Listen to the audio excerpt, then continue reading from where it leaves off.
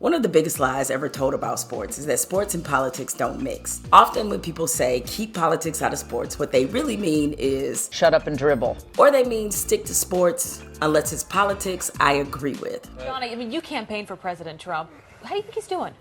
I think he's doing well. I just hope he can get agendas going. I mean, he wants to cut deals, but unfortunately we have a lot of people against him, and for the wrong reason. You know, I know him personally, and I know he's a great guy. So, well, somebody who has said some highly critical things about the president is Jemele Hill, who's a sportscaster, does the 6 o'clock Sports Center over at ESPN.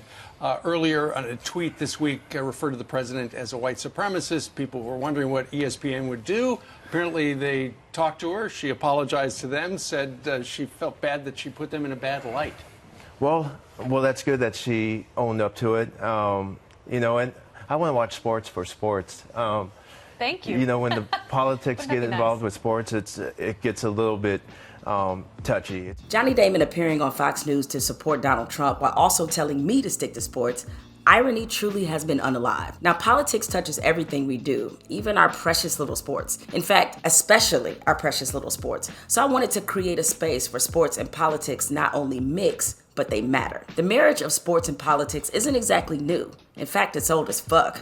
What if I told you that when our first president, George Washington, first ran for political office in Virginia, he used to host election parties and bribe people to vote by getting them drunk as well as having them play games. Henny and horseshoes? You got my vote, George. Yes, even back then when dudes were wearing wigs and Hanes stockings, the political elite understood the fusion between sports and politics. And over time, that complicated alliance became even more pronounced. And as soon as it was discovered that sports could be heavily influenced by politics, well, you know what happened. Now, what if I told you football wouldn't exist if it weren't for Theodore Roosevelt, the 26th president of the United States? In the early 1900s, a lot of people wanted to ban football because it was too deadly and dangerous. Yeah, I know. Funny how some things never change. In 1904, the Chicago Tribune reported that 18 people died playing football and there were over 180 serious injuries in youth football. That's when Teddy Roosevelt, the football fan and the president, intervened because his son Theodore Jr. was a player at Harvard. He held this summit at the White House with Harvard, Yale, and Princeton to discuss ways they could make football less violent. Now, it didn't happen immediately, but eventually the power brokers introduced radical concepts like the forward pass and the neutral zone, and instead of a first down being 5 yards, it became 10 yards. Wild times. But something interesting happened after the Civil War. Black athletes started to become more prominent, and as their stature grew, they became more emboldened. And to white America, they also became more of a threat. For example, between 1875 and 1902, 11 African-American jockeys won the Kentucky Derby. But that success didn't lead to a high demand for black jockeys. Rather, horse owners were so threatened by their success that they conspired to exclude black jockeys. This became the playbook for trying to suppress black power. Moses Fleetwood Walker was technically the first black player to play in Major League Baseball. In 1889, after playing in the minors, Walker was released, and Major League Baseball wouldn't add another black face in its league until Jackie Robinson. When the NFL was founded in 1920, the league was integrated, mostly because Americans weren't really checking for football like that. Fritz Pollard was one of the league's biggest stars, a champion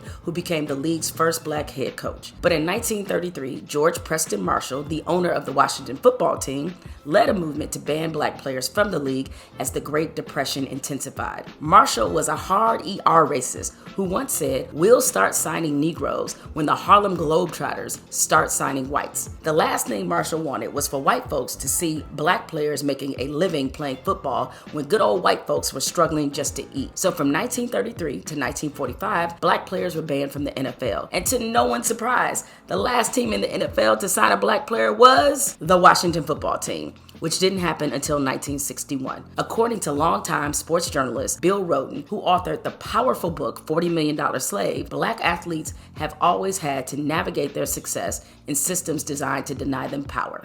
So when you talk about a threat, black athletes were seen as an economic threat early on in baseball or football. And then I think as blacks began to trickle into the game, they were just simply seen as a threat, period. A threat as more and more African Americans began to dominate sports like basketball and football. Their numbers were seen as a threat because they were taking jobs away from white men. white players. The presence and excellence of black athletes dramatically changed the relationship between sports, politics, and culture. Even though white men such as George Washington, Thomas Jefferson, Andrew Jackson were among the first to politicize sports, when black athletes started using their platforms to speak to the conditions their own people were subjected to and to call out the hypocrisy of white America wanting black talent but not black voices, there was suddenly massive resistance to sports and politics mixing together like yams and mac and cheese. So sports has always been an important highway, but at the same time, it's not been totally free of a lot of the racism that we see in society, which is why we're always talking about the intersection of race and racist sports, because as pure or as even or as fair as sports is supposed to be, we've always seen this unevenness, whether it's in quotas of black athletes, whether it's been black athletes not being able to play certain positions, whether you have, recently as a couple of years ago, commentators telling LeBron James and athletes just shut up and dribble. Often when athletes speak up for themselves or call attention to the conditions that impact marginalized people, they face severe penalties, which sometimes include the weight of powerful politicians. I love to see one of these NFL owners, when somebody disrespects our flag, to say, get that son of a bitch off the field right now, out, he's fired. He's fired! Even with the pushback, the fact is that sports as a political weapon has sometimes drugged the rest of society to the progress that it sometimes initially rejects. Jackie Robinson integrated baseball 20 years before legal desegregation began. 57 years before Colin Kaepernick took a knee to protest against police brutality, track and field star Rose Robinson refused to stand for the national anthem at the Pan Am Games because, as she put it, the anthem represented, quote, war, injustice, and hypocrisy. Venus Williams fought to get the women who competed in all 4 Grand Slams the same prize money as men, and in 2007, that finally became a reality. Meanwhile, in civilian society, that fight wages on, with women overall now earning 82 cents for every dollar a man makes. But for black women, that number is 69 cents, and for Hispanic and Latino women, 58 cents. Sports and politics are happening all around us all the time, whether it be Caitlin Clark fans wearing Make America Great Again hats at her games, or athletes being reminded that their money and fame doesn't insulate them from being victimized by the same oppressive systems as anyone else. Get out of the car right now. We're not playing this game. Get out. Get out. Get out. Get out. Get out. Get out. Get out. Damn. What part of blood are you in this town? Hey, Drew, I'm getting arrested, dude. I'm getting arrested. Or them realizing that their political voice matters. Now, I grew up in the inner city, and I know the whole notion of getting out and voting. And I was one of those kids, and I was around a community that was like, our vote doesn't matter. But it really does. It really, really does. Sports and politics simply cannot be separated, and that is why this podcast, Spolitics, exists. The sports and politics relationship might at times be troubling, like Donald Trump and felony convictions, but it deserves further examination, reflection, and conversation.